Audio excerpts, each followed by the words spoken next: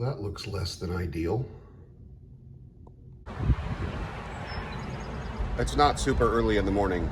It's just about 8 o'clock. The streetlights came back on because it's so dark. Which is not pleasant. Clouds are ripping. Right, so it's the start of day 2 now. Headed back to Blackhawk.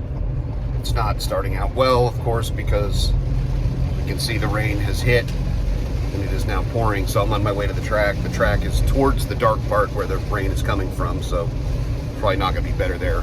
But positive points. We solved our fuel pressure problem yesterday. Ultimately, you know, with the ID pump controller, we have lots of channels of data to look at. Not 100% sure what each one of them means, but, you know, I talked to Tony Palo of Injector Dynamics, and he kind of told me what to look for. And the big clue was the input current to the pump control module was way high. So we run the pump at its minimum output to get the fuel pressure that we want to have in the rail. And the current should be about 6 amps for the fuel pressure that we're running. But we had 19 amps. So that indicates a major restriction between the pump outlet and where the fuel pressure is being measured, in this case at the fuel pressure regulator. So that very huge difference in the amount of current it should take to make 3 bar basically of fuel pressure indicates that the pump is working against a head pressure much higher than 3 bar. You know, so in this case, I mean, that amount of current difference lines up with about 10 bar worth of pressure. So the pump is making 10 bar at its outlet, and the result is 3 bar in the rail. So there's a restriction somewhere in the middle, which, you know, most obvious thing is the fuel filter. The reason we hadn't gone to the fuel filter at any other time during the day is because it was brand new when the pumps got put in right before we came here. So, of course, you know, we thought, oh, there's no way the filter could be plugged up that fast. But we're wrong. It plugged up that fast, which probably indicates a problem with the tank. But what I was able to do was order 3 more elements overnight from Summit, from my buddy John Horner, and he had them sent here to the track, so we should have them here shortly. And maybe by the time this rain and thunder, lightning, whatever goes away, we'll have the opportunity to run for the rest of the day without any problems. So, probably can hear it's raining, but we worked out the linkage problem from the back of the arm here to the actuator arm there. Ryan just flipped the thing over and then recalibrated it so it works the right direction around, but that keeps it from being over center like it was yesterday. So now it's far more stable.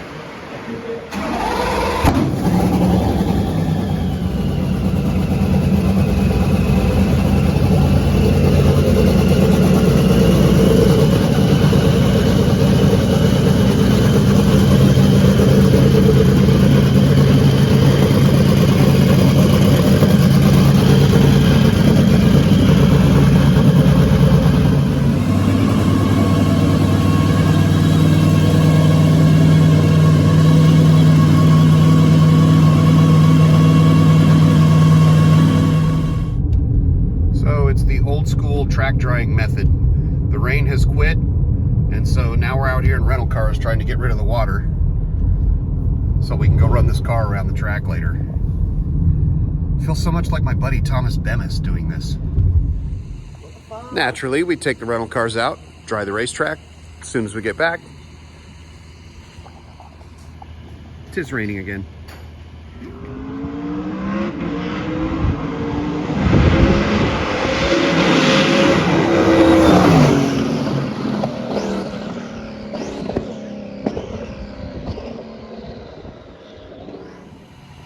So the first run around this morning, just did an out and one time by, and then he went off in like turn 2 or 3.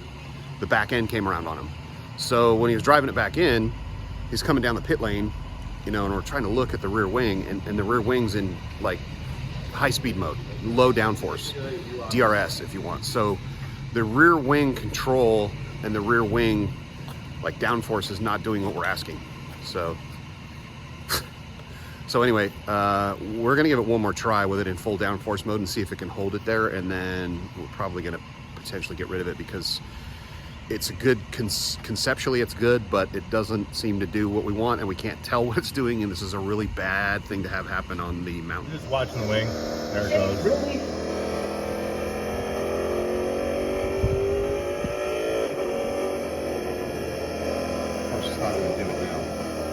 There, no, it's right there. It's up, but it'll go back down again. Like right in the middle of your corner, it goes back down. Yeah, that's no bueno. Fuel pressure command to the ID pump just works off of an open loop table in tune. It's just based on engine load vertically and engine speed horizontally. But the problem is it's not closed loop, and so I need a way to feed back the error of the fuel pressure that we have versus what we want to be able to increase the duty cycle in the case that the fuel pressure is too low, like a filter starts plugging up, so that it doesn't just, the engine just doesn't run lean. So I built a new version of software in Build.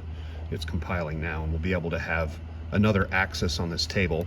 It's the easy way. That's going to be the pressure error, and then I can raise the duty cycle when the pressure error is, you know, too low.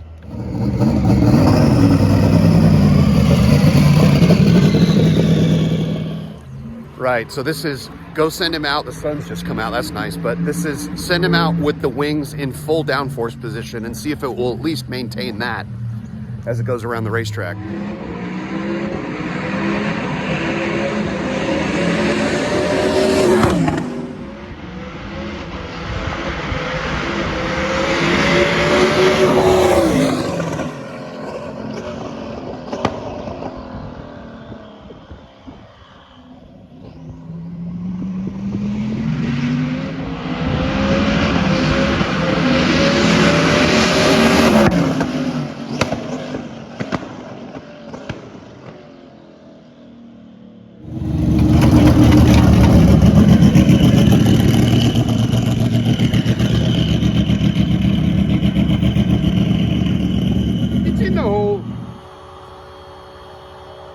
Raising the tire pressures up, made some changes to the fuel pressure control. Now it pays attention to the error in fuel pressure versus what we're asking it to make. So see how we get on now.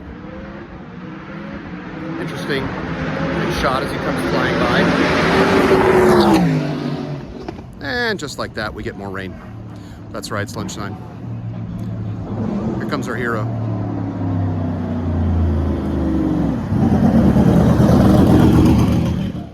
ECU's got a built-in oil pressure warning minimum value where you can set a table RPM versus engine oil temperature and set the minimum oil pressure you'll accept in that table. And if it drops below that for a certain amount of time, it'll put itself on a rev limiter, so you can't blow the engine up. What I want to do is take a look at this table compared to what the actual oil pressure was going around the racetrack. So here's the actual oil pressure this way, RPM this way. I need to see what my warning is compared to the actual oil pressure. So there's no real super easy way to do that in M1, but the workaround is to export to clipboard the table here and then go into I2 and do a math channel. Right, so I have a math here set up as oil pressure warning minimum value. It's a 2D table. You can paste, tell it yes, click apply, click OK, click close. Now add the channel to the graph here, which will be oil warn min, current oil pressure warning minimum, that's the name of my table. And boom, that line is now the minimum value that I have in tune.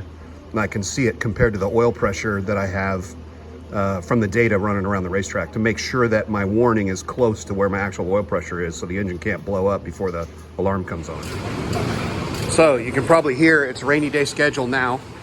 It's pouring, so we're using the downtime to switch back to standard aerodynamics. No movable aero, since it seems to have a mind of its own right at the moment. We'll go back to something that's fixed, have far less variance around the racetrack, and give that a try. Been doing this for about 20 minutes, and there's lightning and thunder too.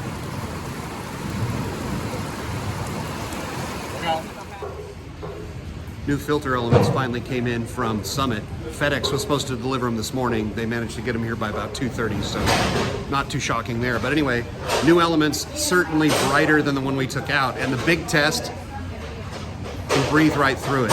You want to test your little low micron fuel filter, like this 10 micron, the best way, take it out.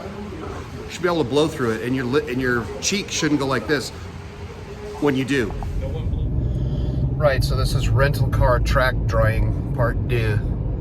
The rain finally quit here. It's about 2:30 now. Been raining for about 2.5 hours. And so we're out here in the rental cars trying to get rid of the water on the racetrack. So, to get rid of the water, we can have another go. The good news is the fuel pressure's staying up because obviously the filter's not plugged today, so that's way better. We got rid of the active aero because it seems to be shiza and it just sort of has a mind of its own, or it doesn't have a mind of its own, but it acts based on some simple inputs like speed, lateral G and longitudinal G, and it like in the middle of the corner, he's on the brake and then he comes off the brake and all of a sudden it dumps the wing, which is, you know, in theory it's sort of supposed to do that, except that unloads the car in the middle of a corner. Might be kind of sketch. So anyway, the point is we went back to a simpler fixed wing setup, and we'll give that a go the rest of the afternoon with the other changes made in the suspension and a little bit of tuning changes, traction control wise and so forth. Wait, are you going back out to dry it again? No, find rental car keys. All right. Rental car keys? Yep, twice in 3 months. Where were the keys? Exactly. Nice. Yeah, that was kind of fun. My shit box won't even let me spin it out. You can't even hardly stack the thing up because stability control grabs it and hits the brakes for you when you're about sideways.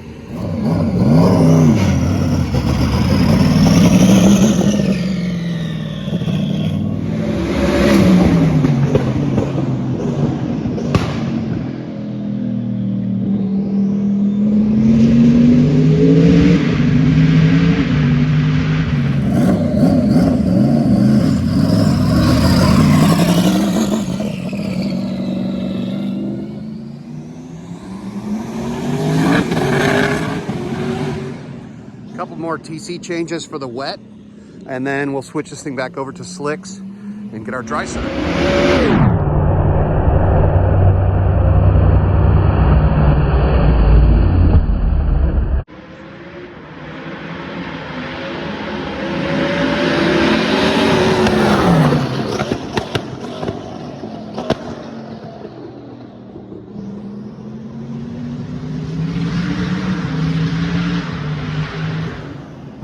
So changes so far are good. New traction control updates are working. Made a change so that it closes the throttle if it's spinning the tire too much. So that seemed to help it out quite a bit. And turned off overrun fuel cut, which cuts the fuel off when you close the throttle, which is great if you're doing like, you know, a super long race or you're trying to get good mileage, but we're not trying to do that. And it's better for when you kind of breathe back onto the throttle. The response is usually better when you don't use overrun fuel cut because it's difficult to get it right once it's dried the port out and get it to wet the port back down when you go after the throttle to blip. You can hear them running around in the background. Anyway, so far so good, so fingers crossed we'll see how we get on the rest of the day.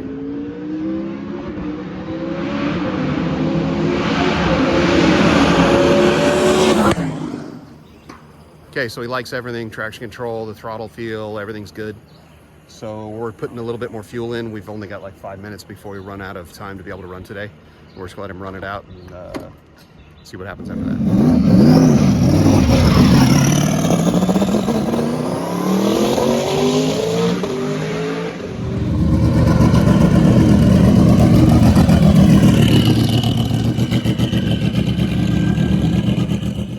So, end of testing. I think we determined that we are not going to be using the active aero because it's too untrustworthy at the moment. If we could maybe get it tied into the Motec so we could log what it's doing and possibly condition it out and send signals from the Motec based on different parameters to try and help the downforce. It's still sketchy. It might be better off with a button the driver can control where he can decide when it's okay to loosen the car up and then just put it back normal, or just go the old-fashioned way with the wings locked in place. Anyway, success overall. We finally prevailed, got rid of all the stupid crap we were dealing with yesterday, had a pretty successful test overall. Good times. Good job, everybody. Go team.